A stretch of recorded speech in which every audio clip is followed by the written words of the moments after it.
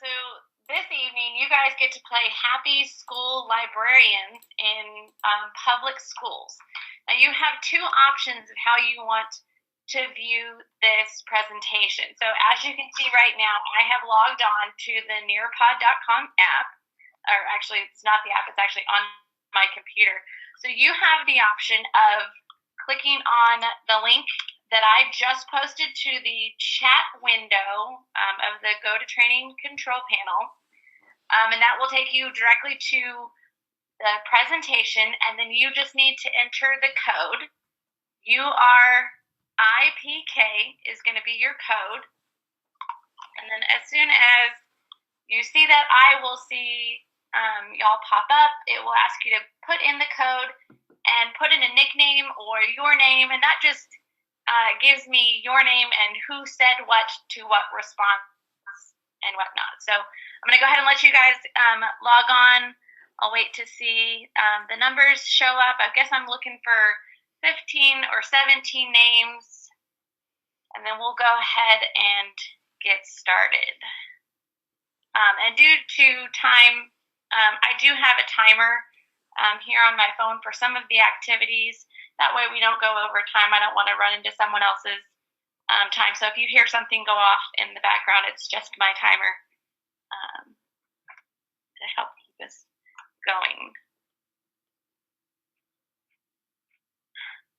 Now I will tell you, if you do click on the link that I sent you, you will be seeing the student view. If you are using your digital device, then you will be able to see on your computer screens what I see. So you'll actually be able to see answers of other people, which is fine. There's, we're all here to share. But if not, you can actually experience what Nearpod is like for a student. So this is a great program to use if you're a one-to-one school where you have computers or iPads for your students. So this is a great program. All right, I'm seeing that we're at 13, so I'm going to go ahead and start my timer. All right, so I'm going to be talking to you guys tonight about intellectual freedom.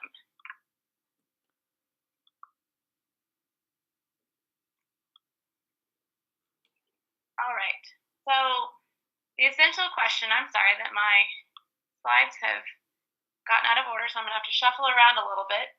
The essential question that I want you to think about for this presentation is, what is intellectual freedom and how do we protect it?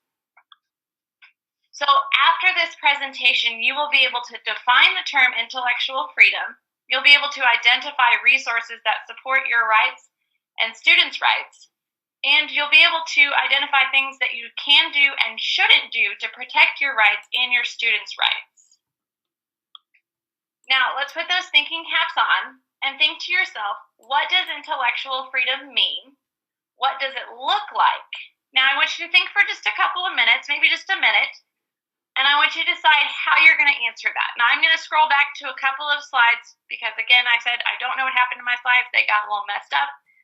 That's technology for you. When you have an idea of what intellectual freedom is and what it looks like, go ahead and type it in that box that you should hopefully see on your screen right now if you're in the student view. And just go ahead and enter an answer. After I see that a couple people have answered, I'm going to go ahead and share some of those answers.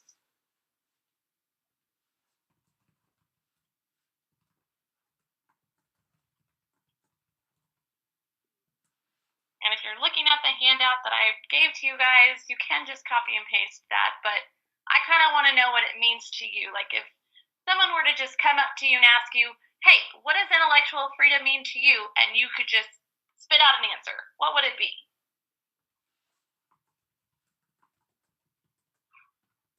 Okay, I've got 2 answers so far. Good answers. I like this.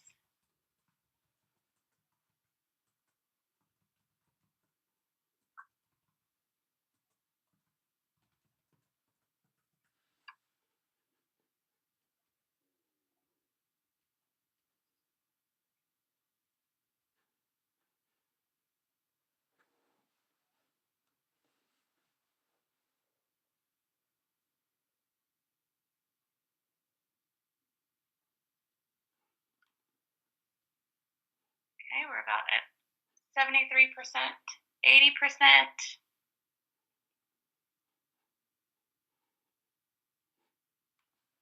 All right, so we're now at 100%. I'm going to go ahead and cancel my timer. That way it doesn't go off. So I'm going to go ahead and read a couple of these. I have, it means the right to read, write, and appreciate material from different points of view without fear of silencing a voice for fear of a group.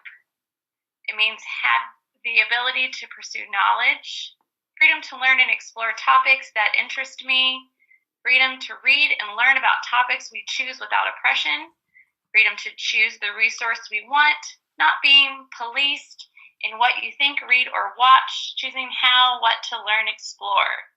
Intellectual freedom means that I have the right to knowledge. I should be able to make my own decisions on what I would like to learn about. That's a great answer. So all of those answers are great. And there are plenty more of wonderful answers, but of course we have to move on. Now we're going to break down intellectual freedom into individual terms to have a better understanding of what the words really mean. I will also share an extra term that is important to know when discussing intellectual freedom. Now let's jump to that. Okay. So what does intellectual freedom mean? According to dictionary.com, I'm sorry, not intellectual freedom, what does intellectual mean? According to dictionary.com, a person who places a high value on or pursues things of interest to the intellect or the more complex forms and fields of knowledge as anesthetic or philosophical matters, especially on an abstract and general level. Okay, so what does freedom mean? According to dictionary.com, freedom is the power to determine action without restraint. Now you're probably thinking to yourself, okay, what does this mean to me? When we use this term in our library and with ourselves and students, this is what the American Library Association tells us. Intellectual freedom is the right of every individual to both seek and receive information from all points of view without restriction. It provides for free access to all expressions of ideas through which any and all sides of a question, cause, or movement may be explored. And I got that quote directly from the ALA website. And again, like I said, another important term that you have to include when speaking about intellectual freedom is censorship. Censorship is the suppression of ideas and information that certain persons, individual groups, or government officials find objectionable or dangerous. This can happen both intentionally and unintentionally. In the library, some librarians can decide to not have books in their library for the fear of having the books challenged. As a librarian, you can't see the future and you don't know what will happen with the books that you bring into your library. If a book gets challenged, there are resources that will help you solve the problem. Now, like I said, you can see in the definition that individual groups or government officials find objectionable or dangerous. With some of the research that I did for this project, there are actually groups that will challenge books just to cause problems. So you have to be able to read the people that are challenging and find out what their motives are. Now I'm going to show you some resources that support your rights as a librarian and that can be used to support your students. Let's talk about the First Amendment. The First Amendment states, Congress shall make no law respecting an establishment of religion or prohibiting the free exercise thereof or abridging the freedom of speech or of the press or the right of the people peaceably to assemble and to petition the government for a redress of grievances. So what this is saying is that people have the freedom to seek out the information that they want without restriction. So a lot of the responses that you guys gave me is exactly what we're talking about. Let's go deeper. So what the First Amendment means to librarians is it protects public institutions from having to compromise the ideals of free speech by establishing a framework that defines critical rights and responsibilities. It protects the freedom of speech, thought, and inquiry, and advocates respect for the rights of others to do the same. However, there's always a but. The U.S. Supreme Court has recognized several categories of speech that are not going to be protected by the First Amendment. You can see those examples there at the bottom, like fighting words, child pornography, obscenity, threats, and, of course, violation of copyright rules. Now let's talk about the Library Bill of Rights. The Library Bill of Rights is another resource that we as librarians can use when a challenge arises, whether it is about student records or a book that they are reading. It is stated on the ALA website that the Library Bill of Rights can and should help guide our services in the library. There is a plethora of information available on the ALA.org website. Now, this book has a lot of information. This is the Intellectual Freedom Manual, 9th edition, that was published in 2015. This manual covers everything that you as a librarian needs to know about the who's, what's, when's, where's, how's, and why's of intellectual freedom. You can purchase this manual from the ALA website. I was lucky enough to find it at the local university library, but I do believe that this is a powerful tool to have. Let's jump into this manual a little bit more. The manual is broken up into 3 separate parts, as well as 3 appendices and an index. In the first section, or first part of the manual, you learn the OIF, Office of Intellectual Freedom, definition of intellectual freedom, as well as documents that support intellectual freedom.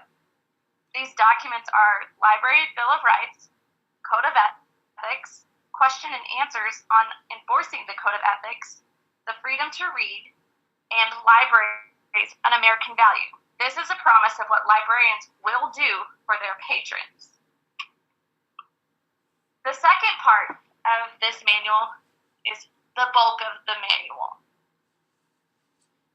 In this part of the manual, you will get a better understanding of what the law states, meanings in the First Amendment, creating policy in your own library, how intellectual freedom works in academic schools, public schools, and all libraries, for each of the sections that you see on this slide. So every phrase that you see on this slide has specific laws that you need to know for pertaining to your library. There is also an official statement from the ALA in each chapter on the specific topic. So the ALA has an official statement that discusses access to library resources and services, copyright, meeting rooms and exhibit spaces. There's a specific statement that ALA wants you to know about.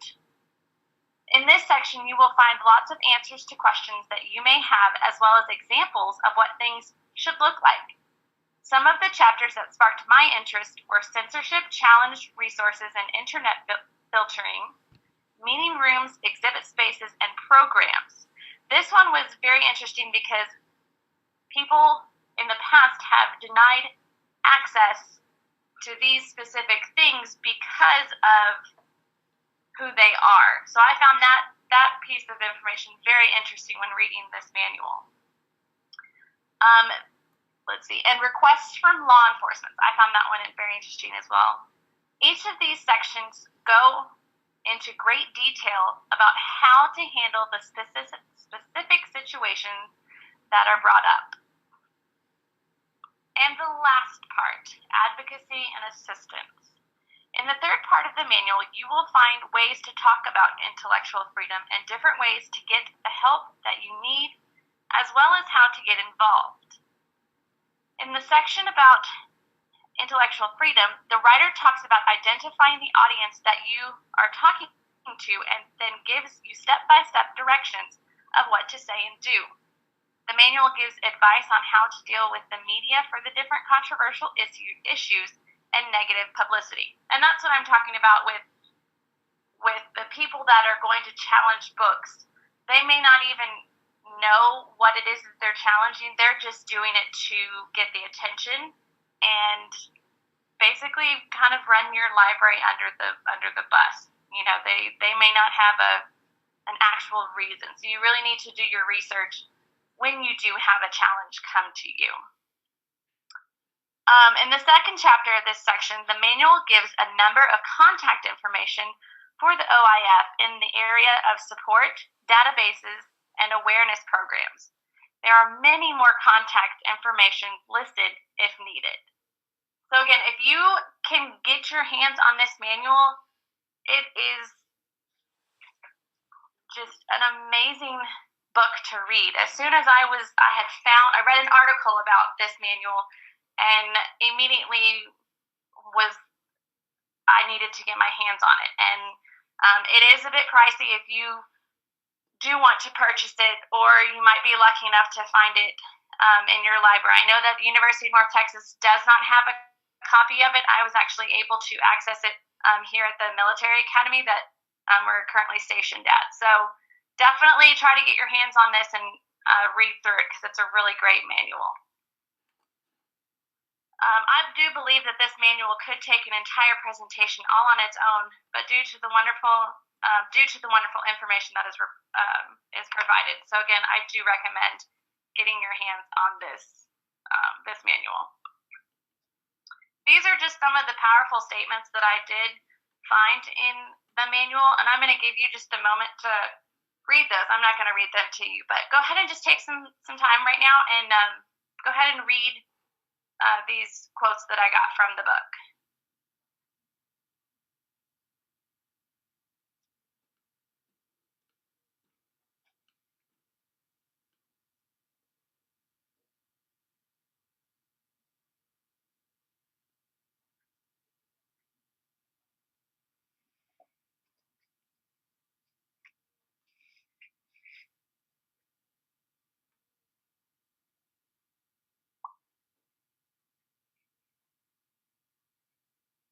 Okay, now we're going to move on to the policy for my mentor's district, and the district that I hope to someday work in.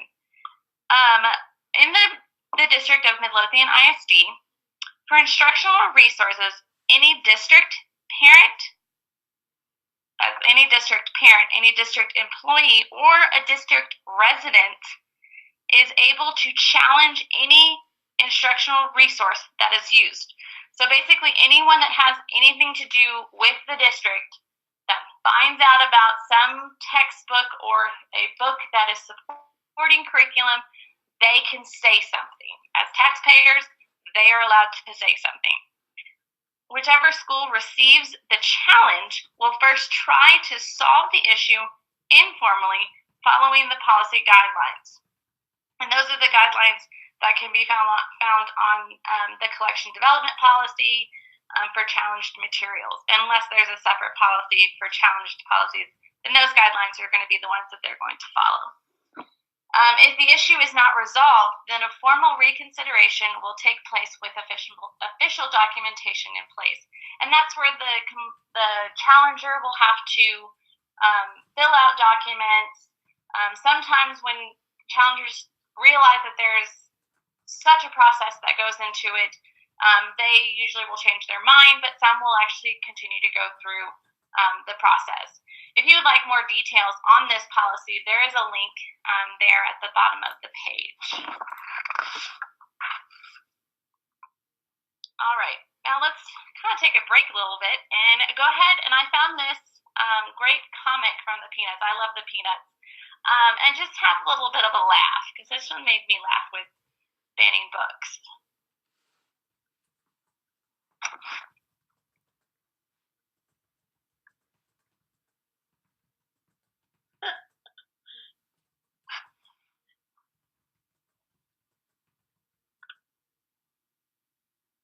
I don't know about you, but I can think of a couple of textbooks when I was in elementary that I would have just absolutely loved to have banned because I didn't like the information that was being forced upon me to read. But of course, it was better for me that I did.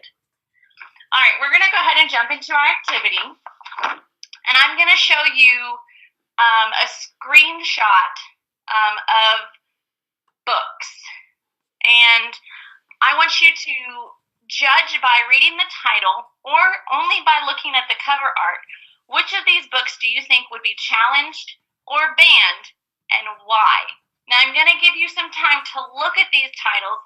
If you have something to write down on, write down the titles and then kind of think about why you think that title might be inappropriate, or the cover art might be inappropriate, or why it would be banned, maybe why it wouldn't be. Just I want to know what you think. While you're looking, if you could please write those down, and then you will be able to enter those into the communication box that I'm going to post to you. Here are your books.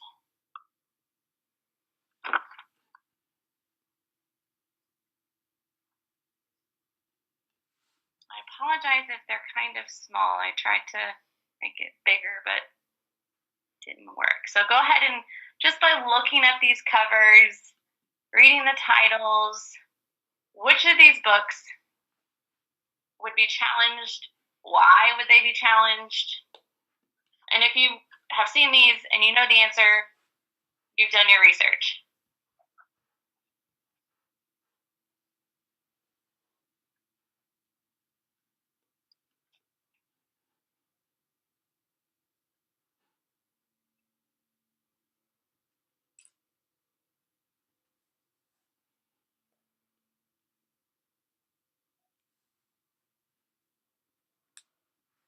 Got about 10 seconds. And we'll go ahead and switch to the communication box.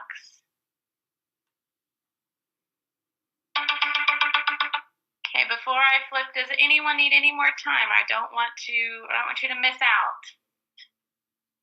I can give you just a little bit more. Some of them are kind of hard to see, but okay, we're going to go ahead and flip over to your answer box. Now, using the answer box, please tell me how many of these books do you think would be banned or challenged? And if you can, give me a reason why you think they were banned or challenged. I'm going to go ahead and give you 4 minutes just because there were a lot of titles. You don't have to give me the whole title, just little snippets. I mean, I've looked at these book covers, and I know the answer. But go ahead. I'm going to give you about 4 minutes to type in your answers and your reasons as to why you think the books that you selected would have been banned or challenged.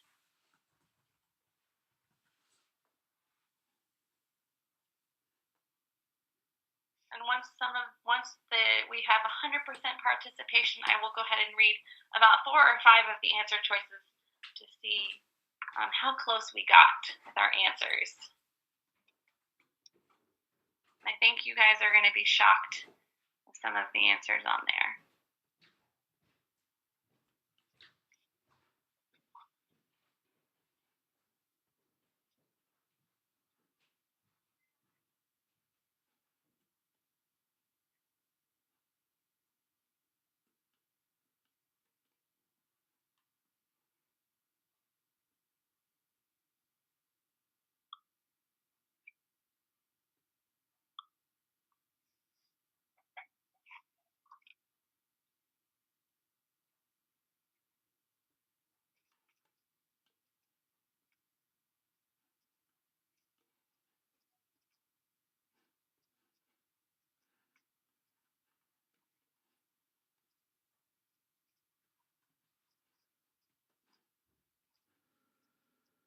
We're at 50% participation. You guys are doing really good. I'm looking at these answers and y'all are doing good.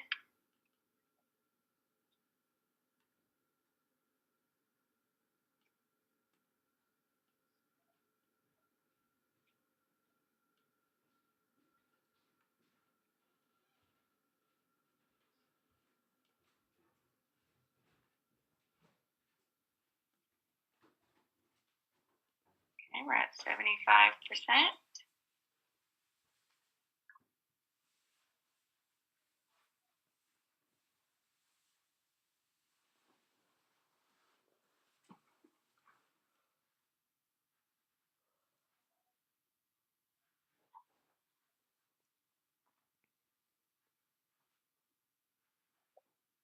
These are some really good answers.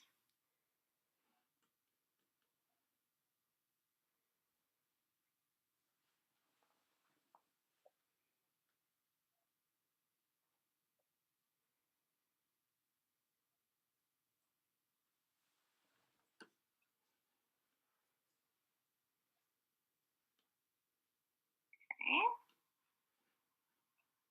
Got about a minute left. Waiting for a couple more answers. Thank you for the detailed in your answers. I know being so late, you guys want to just finish, but I do appreciate your enthusiasm with your answer choices here. Almost there. Want everyone to be able to have a voice in this.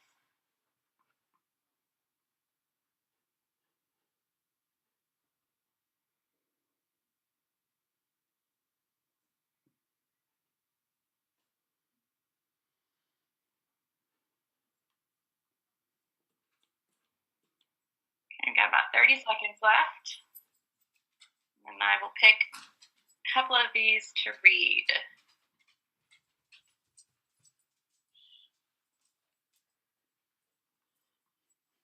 Let's see if we can get to 100% participation, or the timer is going to go off first. Which is it going to be?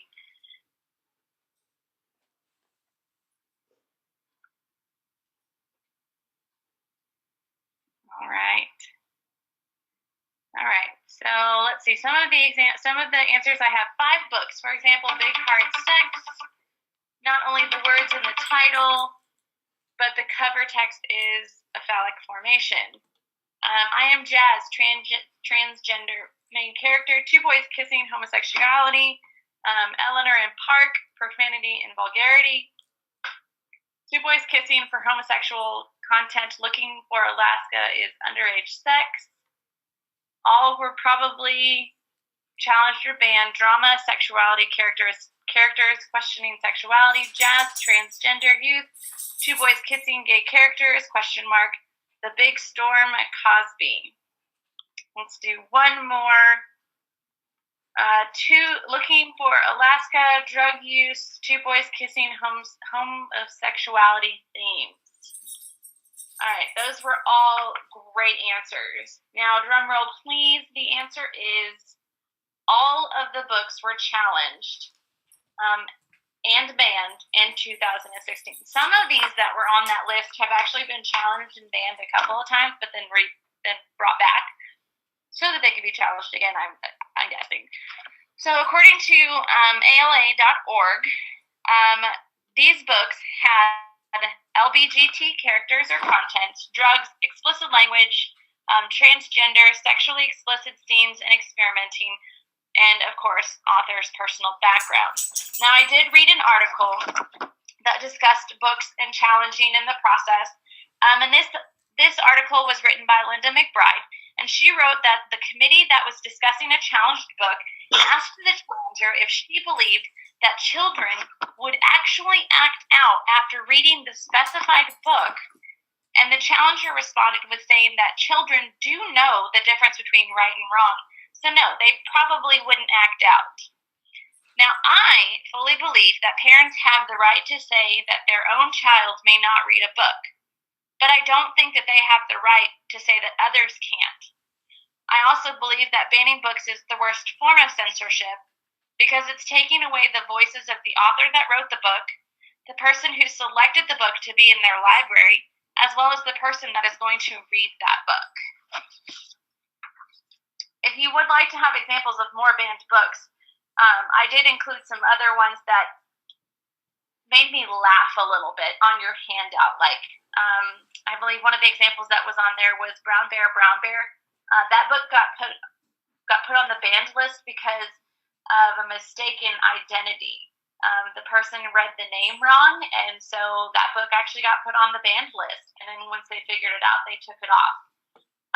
Another book I think that I didn't include was Where's Waldo, because of a woman sunbathing on the beach and her top is not on. But again, you really have to kind of look for those kind of things. So again, there are people that will scour through books just to cause an uproar. So you kind of have to be careful with that. Now I'm going to go ahead and talk to you about 5 of the books that were on that screen that I actually read and what I found when I read them. So the first book we're going to talk about is this one, Summer. So in this book, this is a graphic novel. It said actually only one time talked about LGBT characters. It used the word lesbian, I think, 3 times in the book. There were pictures of drug use. There was plenty of profanity, and of course, mature themes talking about as well. I don't think that this book should necessarily be banned. I just think that as librarians, we need to think about the audience that we have in our schools, and that this book would actually be more appropriate for mature audiences, maybe in the high school level. But not in the elementary level due to, of course, the drug use and the profanity, heavy on the profanity in that book. So we just kind of have to read our audiences when picking books out for our library. The next book, I thought this was actually a really cute book when I read it. It's another graphic novel, and it's drama. And it does deal with LGBT characters. I feel like sexually explicit scenes is kind of the high end, because the only scenes that I felt could be somewhat considered sexually explicit is kissing. There are 2 or 3 scenes where there's kissing happening. And then if the offensive political views is in the story, a boy ends up jumping in and playing a female role in the school play that is happening in this story. Some people might be offended by seeing 2 males interact on stage, one playing the part of a female, and of course then there is a kissing scene as well. So I can understand how some of these things are. Again, you have to read your audience and really figure out, is this appropriate for the students that are in my school? The next story I thought was really cute. I Am Jazz, who was written by Jazz Jennings, who the story is actually about. This story is based on the real life of a girl named Jazz Jennings. At the beginning of the story, she tells us all of the things that she loves to do. She loves to play with her friends that are girls. She loves to be a mermaid. And she is very comfortable with talking about these things with her family and all of her friends and different things like that. And of course, her family accepted it, but didn't really understand it. And so they went and talked to a different doctor than one that they currently had, and were able to have a better understanding. And so I can see how some of these viewpoints that were in the story can be kind of difficult because, it's transgender. Jazz was expected to use the boys' bathroom. She didn't want to playing on the girls' soccer team. I can see how some people don't like that. The sex education portion of it, when I read this book, I did not see any sex education in that book, but then again, that's just me. And I didn't see very many issues with language. So this one I kind of had a little bit of problem with of banning, because I would have this in my library, I wouldn't have to show it to everyone, but I would have it there just in case. The next book is 2 Boys Kissing. Of course, as you guys can see, the cover art can bother some people. And then, of course, in the book, there are explicit LGBT scenes. So, again, you have to think about your audience that's going to be seeing this book and reading it. And of course, when I searched for these books, these were the 2 options of cover art for it. So either way, you can see what is happening in the book. And the last one kind of made me laugh a little bit. Any of the Little Bill series that are written by Bill Cosby, these have been banned because of his background. Yes, Bill Cosby has made some terrible choices, but how many of the students in your school are even going to know who Bill Cosby is? I know him from the Cosby Show and all the Jell-O commercials, but those don't really even come on anymore. Plus, you don't actually have to do an author study on him, but he does have some great books that cover some good topics. Little Bill deals with topics such as thunderstorms, lying, money, noises in the night, going to the hospital, and how to play with friends. As you can see, he also talks about Dr. King. So he does cover some great topics. Just don't go into his background. It's easy to do that. And if you have parents that are upset about it, you just have to talk to them.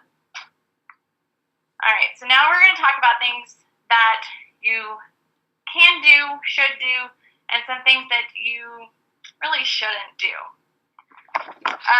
So, of course, you want to be able to provide materials that are going to discuss all sides of a topic. Purchase books that discuss the hot topics. Please make sure that your administration is informed of what's happening in your library and educate everyone that doesn't know about their rights. So, have an intellectual freedom presentation for your kids to know that they have rights too. Now, let's talk about some of the don'ts. Now, this is a really hot topic, and with the librarian that I'm working with here at West Point, she disagreed with me in this first don't, and that is to label books with reading levels. Here on West Point, the DODEA, which is the Department of Defense Education Activity, specifically requests that their librarians label books with the Lexile level of the book so that students know what color dot is theirs, as well as a special sticker if it has a scholastic test. And the reason that they do this is because they feel that students that take the test will be able to get data from it. So this one's kind of depending on where you work, you kind of have to do what they say. Another idea that I found from another article was don't print off the overdue notices. If you can, email them. Don't hold back when purchasing good books, even if there's some questions. You never know who's going to pick it up, if it's even going to get picked up, which would be terrible, but make those purchases. And, of course, don't be afraid to stand up and use the resources that you have to defend the right to read. Now, how can you protect yourself? Stay informed about what is happening in the community, city, and state. Keep resources handy and current. If a document is updated, have a copy.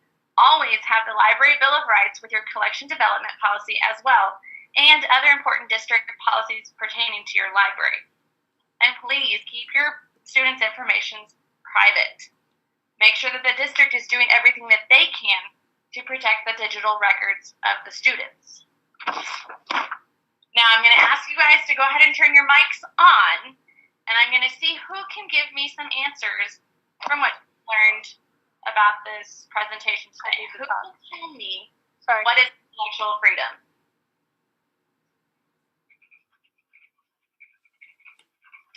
Anyone?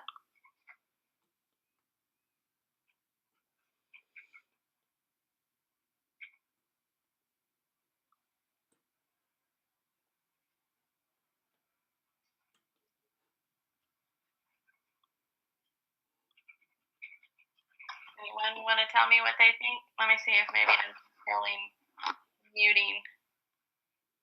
Oh, you guys should be able to talk. Hey, this is Heather. Will you repeat the question, please? What is the definition of intellectual freedom? And you don't have to give me the definition that's on the handout or from the ALA website. Just from the knowledge that you've gained today, what do you think that intellectual freedom means? Michelle Bass wrote, freedom to learn. And again, you guys can unmute your microphones and you can give me answers. Letting the kids decide what they're interested in learning about and pursuing.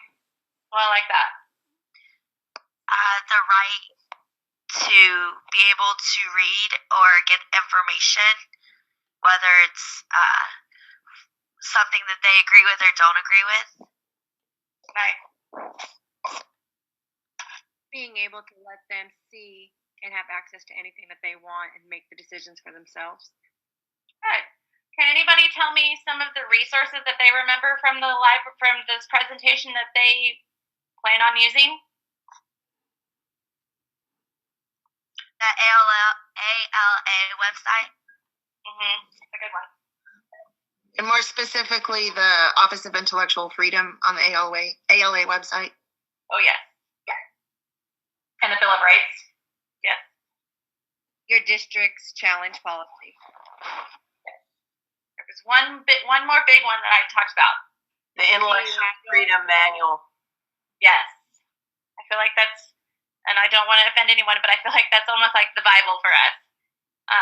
Very good. And does anybody remember how you can protect your freedoms as well as your students?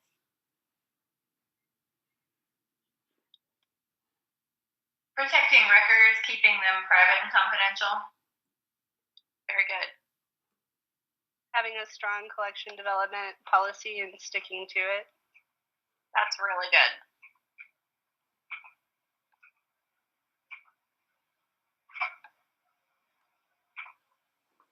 One more. Don't print overdue notices. Maybe just email them instead or staple them together. Yeah. That's a really good one because you're putting that information out there. You're telling everybody what book little Johnny, took out. What if he borrowed I Am Jazz? Then people are gonna ask questions. But maybe it was just the book that he just grabbed because he liked the picture on it, or little Sally got it because she liked the picture of the little girl on the cover. You gotta be careful with those things. All right, here are my references. And I want to say thank you for participating in my presentation today. I hope you learned a little or a lot more about intellectual freedom and how you can make a difference in your library. If you would like a copy of this presentation or any of the links, please email me, and my email is there. Won't read it to you. And I want to say thank you and have a wonderful evening.